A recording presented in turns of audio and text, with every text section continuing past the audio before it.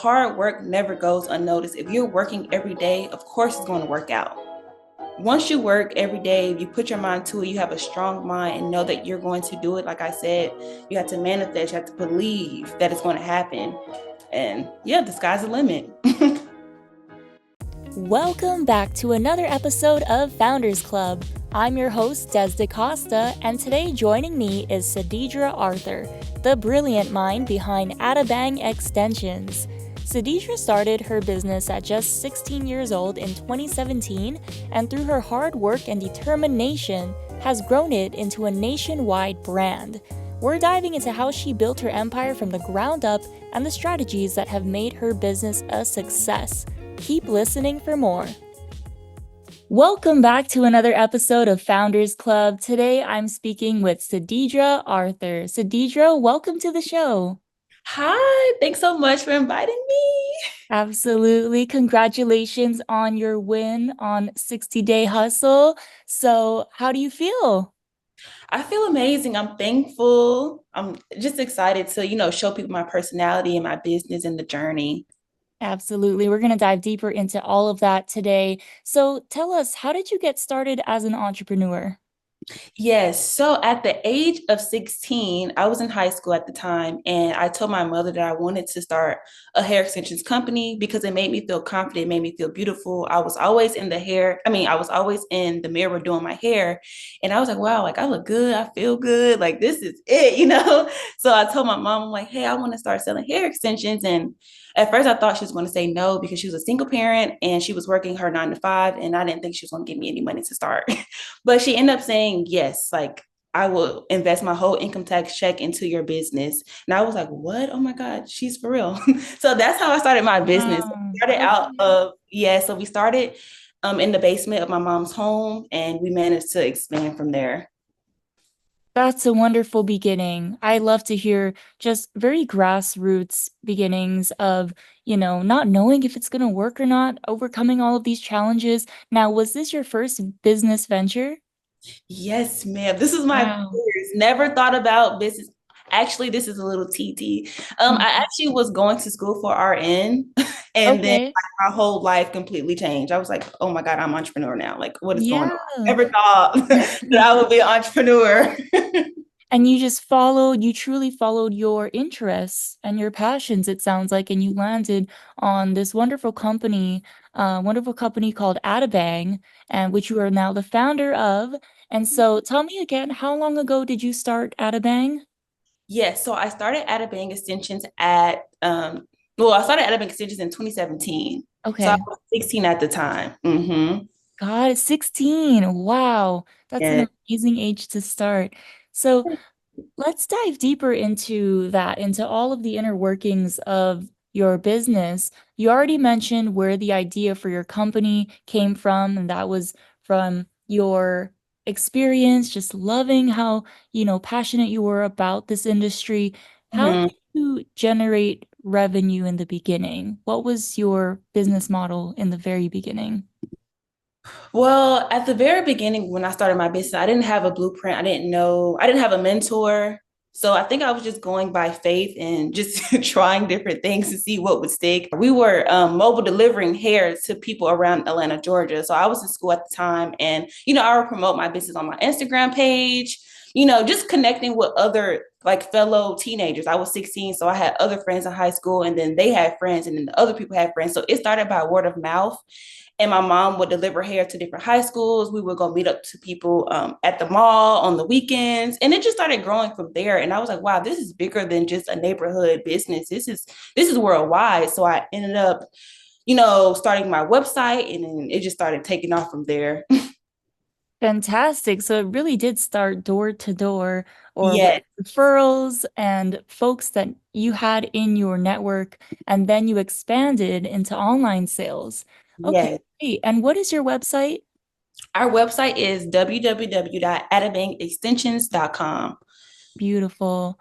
How did you get your first customer now? Was that again like a family or friend or, school classmate? Yes, that is so Mhm. crazy. Actually, me and my mom was talking about this. Like, 2 months ago, and I was like, I remember my first customer. I will never forget her. Okay. It was not a friend. It was not someone I knew. It wasn't a cousin. It was actually a real customer. And I remember meeting her at this place called The Pilot. Um, like I said, we would deliver hair. We didn't have a website at the time. So we met her at The Pilot.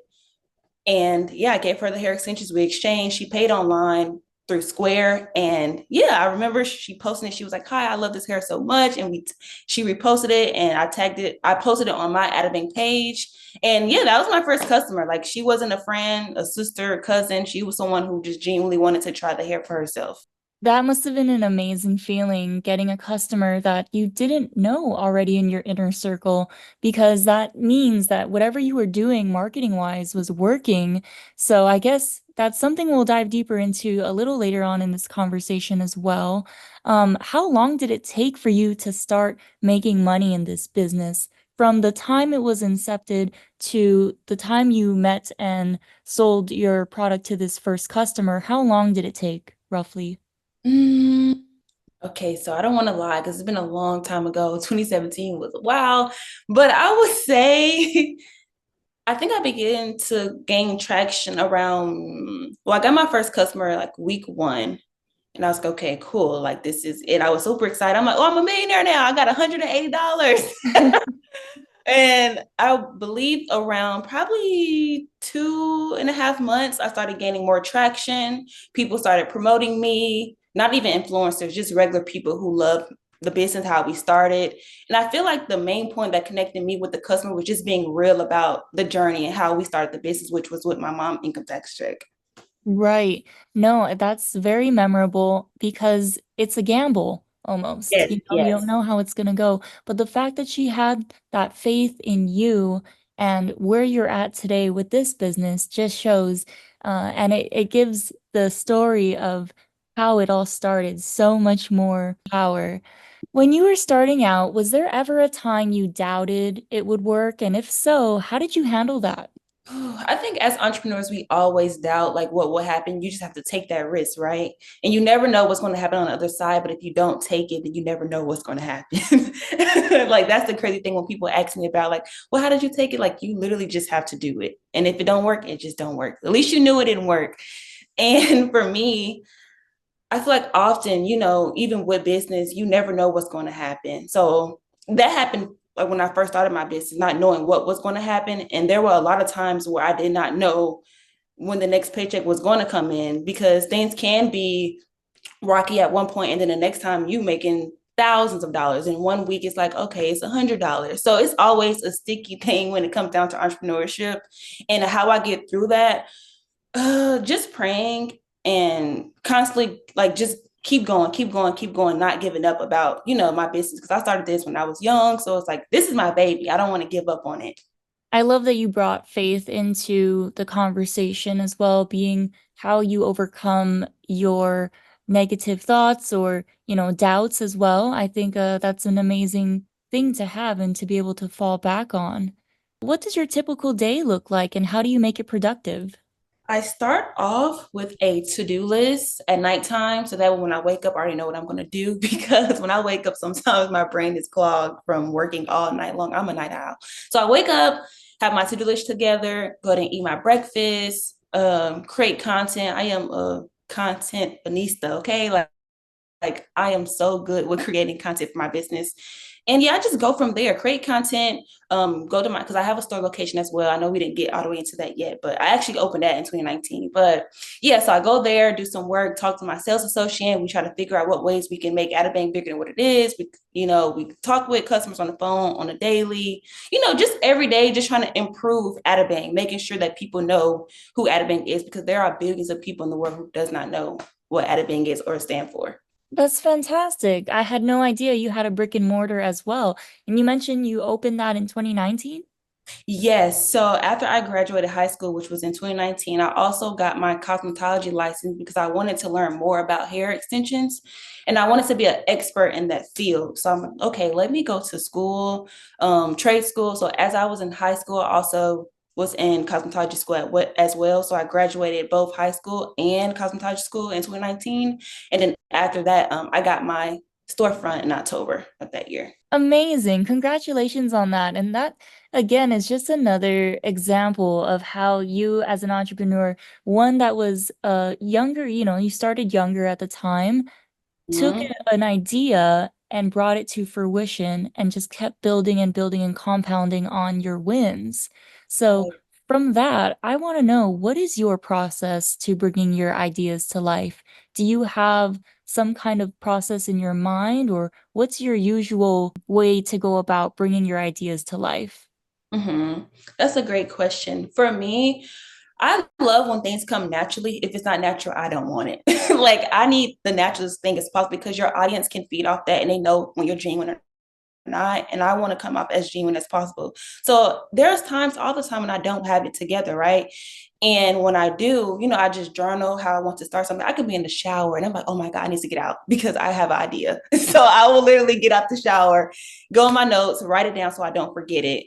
I think for me, with my mind, is always going. I'm very creative. I don't know, God gave me that gift, but also just being outside, going places. That's where my inspiration comes from, like how I grew up. If I want to start a business or if I want to do a campaign, I look around, like around me, everywhere, like everything around you is inspiration. You just have to look at it and see, like, well, how can I use this as inspiration to other people? I hear you loud and clear on that. And it sounds like when you enter into those spaces, whether it be nature or, within your thoughts and even in the shower, it Yes. allows you that mental quietude to be able to listen to the direction that you might be receiving for what is the next step that needs to happen here. Right, right. You feel me. You get exactly what Mhm. I'm saying. Awesome. So, what is one trend that excites you? It can be in your industry, it can be really anything, maybe a marketing trend or, something within your realm of hair extensions. What would that be? Honestly, I like to create my own trends. So I look at other people, of course. I love to look at other people content, like what's going on in the world, because you have to make sure you're on top. If you're not, you're behind. So for me, I'm always creating stuff. I'm known as like being innovative queen. So I was the first to DoorDash hair extensions. DoorDash actually reached out to me because I was the first and we did a collaboration together. Another trend that I would say, I was the first to make a flower bouquet of bundles. So I know you're like, what is that? Basically, we made our hair extensions into a flower bouquet for Valentine's. I was the person Wow. who All has the, right. yes, so we just create different things. I feel like I am the trend. Like when it comes down to my business, I feel like you want to be the trend. Like you don't want to look for others, to find something because you're always going to be behind. And I want to be at the front runner when it comes down to, oh yeah, she's always going to come with something. That is a great answer, especially in the world of your business where trend setting and creating new trends, you have to be cutting edge. I mean, of course, it's one thing to stay up with all of the other trends that are current, but for you to be unique, you do have to kind of create your own trends a lot of the time. So I think that's a great answer. Yes, definitely. But it's stressful. Let's Yeah. throw it there. Well, I want to know now, what is one habit of yours that makes you more productive as an entrepreneur? One habit. I love listening to podcasts. Like that's my go-to. I could be in the shower.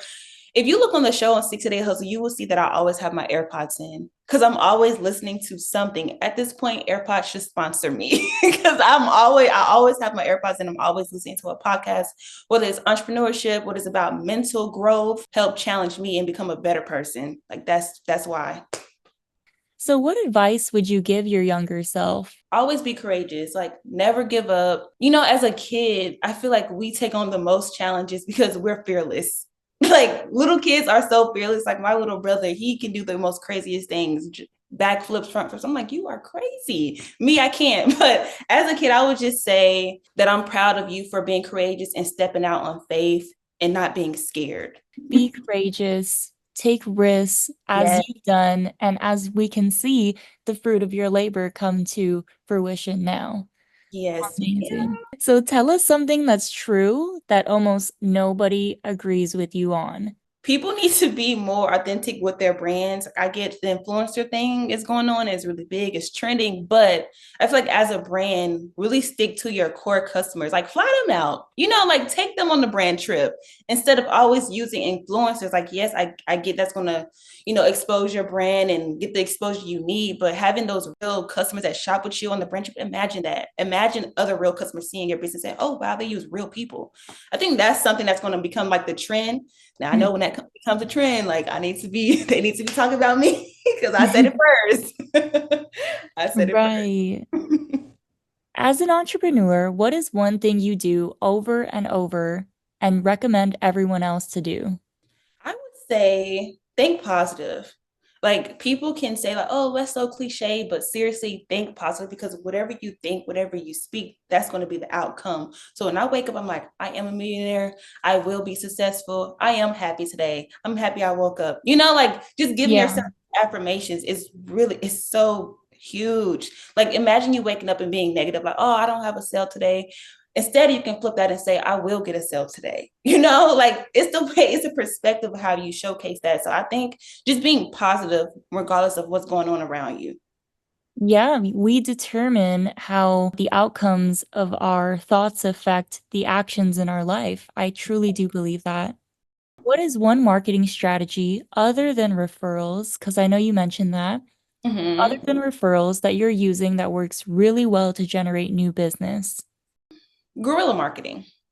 I feel like I've actually learned that on the show, and I didn't even realize that I was doing that before the show came about because I never knew what guerrilla marketing was before the show. And I'm like, oh, this is what I've been doing. So actually, guerrilla marketing is the key for me. It works for my business. I make sure I use that in every campaign I launch.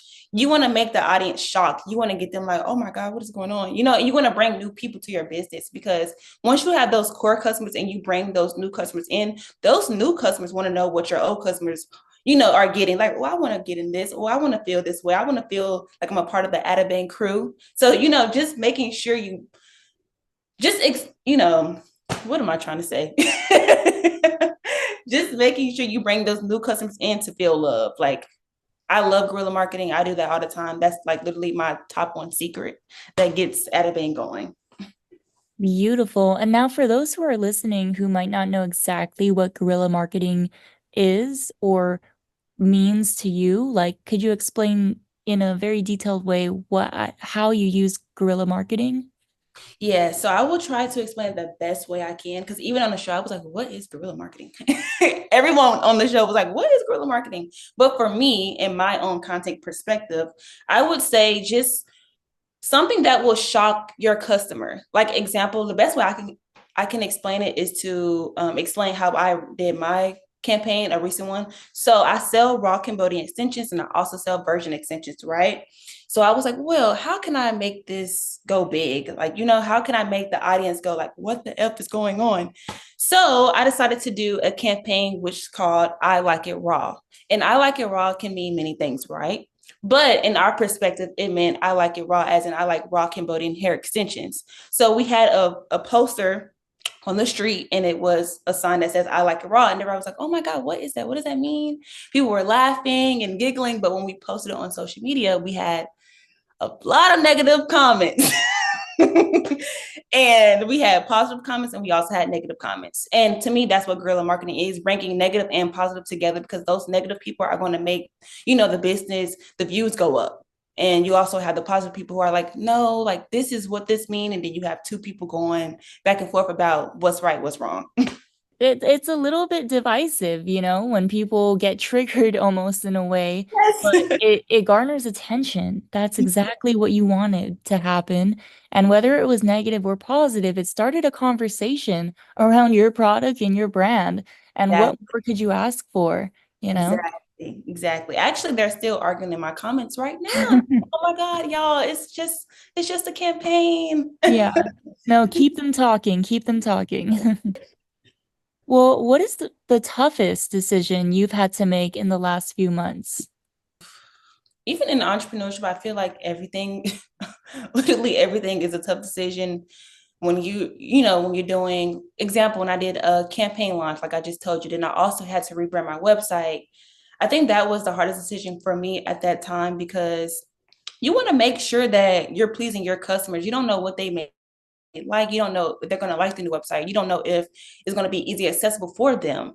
So I feel like me with that whole rebrand that I just did a couple months ago was like, okay, I hope that this makes sense because I spent so much money into rebranding, my business, the website, the new packaging, our new packaging cards, our whole Instagram, the branding kit. So it's just making sure that you're spending your money, but it's being helpful in a sense. Yeah, I mean, it's definitely an investment and one where you hope that it will return much larger gains than what you're putting in, and it's going to make that much of a difference. So I can see how that was a tough decision making each of those moves and even each of those design decisions along Yeah. the way. Like, is this really what's going to make a large enough difference for this investment to pan out? Right. Like even another thing that we did that I was like, oh my God, I can't believe we're doing this. We decided to diversify our brand. And when we first started, I grew up in a Black neighborhood. So my audience at the time was Black women. And as I got older, I'm like, I want to service everyone. I want everyone to feel beautiful. It's not about the color. So Mhm. I was like, let me diversify my brand, but how am I going to do that? And that was the part that that's scary me because I'm like, I hope this works. I hope they understand that, look, I love you guys. I love that you started with me, but it's time to, expand Addabang to a worldwide business. What has been your most satisfying moment in business? After launches, like with sales, let's say we do like a campaign. I keep saying campaigns because you have to do campaigns for people to see your business. You have to constantly post new things. You have to constantly do new projects. And the aftermath, like once I'm back home and I can sit down and say, wow, we did it. We hit that goal. Like that always excites me because it's like all the hard work that we did, it paid off. After every campaign, you feel some level of success. Is there any one particular campaign that you feel was the most successful? I would say the one where it featured on 60 Day Hustle when we had to do the guerrilla marketing campaign, and I had to use an influencer that I knew. I actually grew up with her from high school, and she has like 2 million followers on TikTok. And I was like, let me just message her and see if she can collaborate on this project. And guys, don't collaborate with people if it does not make sense. She understood my brand. I told her what I wanted to do, and she matched the energy that my brand represented it. So that's why I used her for my campaign. But that to me, that was the best one because she brought me so much sales. People loved my hair. It brought up conversations. And she also showcased my story and how I started, and the people loved that. And they just wanted to be a part.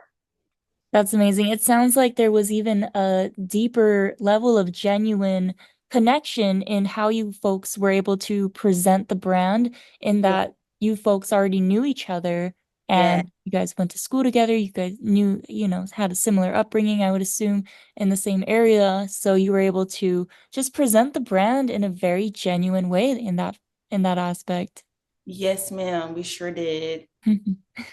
All right, let's see. What is one failure you've had as an entrepreneur, and how did you overcome it?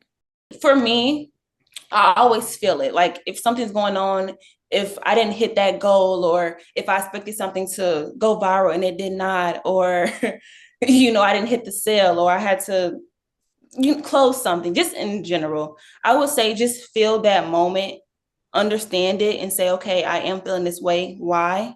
I'm feeling this way because of this. But how am I going to get through it? People try to forget about it and just push it to the side and not focus on that feeling. I love to feel it. Like if something's going wrong, I want to feel it. I want to be heartbroken. I know that's crazy, but I want to feel it. And then after that, it's like, okay, how am I going to move forward? I don't want to feel like this again. I don't want this to happen again. So let's figure out how can we move forward and take that lesson and learn from it. I love how you run directly into the fire and you don't run away from it, because I think a lot of the time what we do and our first instinct is to run away or push it to the side instead of really just leaning into it and understanding where it's coming from so that we can learn from it instead of it coming up at a later time and us again just denying Right. it, right? Right. Because at the end of the day, it still has to come back around. It's either you're going to Mhm. focus on that situation right now, or you're going to wait 2 weeks later and then come back to it. Regardless, you still have to fix it. Absolutely. Wow, no, I think it's amazing that you started your company again at 16 years old and you've taken it to the success that it's at today, having not only online sales, you also have DoorDash sales, Yes. referrals, word of mouth, you also Yeah. have your brick and mortar store. And Yeah. so, I mean, you have grown this to such a large feat, and I'm sure you are not stopping anytime soon. But I think it's also one thing to note that a lot of businesses do fail, and this Mhm. is your first business venture. What do you think it is that makes you successful and sets you apart from others? I would say the hard work never goes unnoticed. Like for me, when people fail, you never know, like, did they try every day? Like, did they give up? Did they say, what, I can't do this no more? Because I have peers around me when they start something and then they just forget about it because they want the million in a day. And it's like, that's not going to work. So the hard work never goes unnoticed. If you're working every day, of course it's going to work out. You know what I'm saying? Like you have to work, Yeah. work, work, work, work. If you don't, then you're gonna get that. You're gonna get your business failing. So for me, I would say once you work every day, you put your mind to it, you have a strong mind and know that you're going to do it. Like I said, you have to manifest, you have to believe that it's going to happen. And yeah, the sky's the limit. What does the future hold for your business? Great question. So as of right now for Addabang, we are trying to expand with different NFL professional cheer teams because we want to partner with them. So we have messaged a few of them. We have a few meetings with some. I don't want to mention them yet because it's not finalized yet, and I don't want to talk about it if it's not finalized. But so we've been trying to collaborate with different, professional cheer teams, and seeing which ways that we can benefit them, they can benefit us.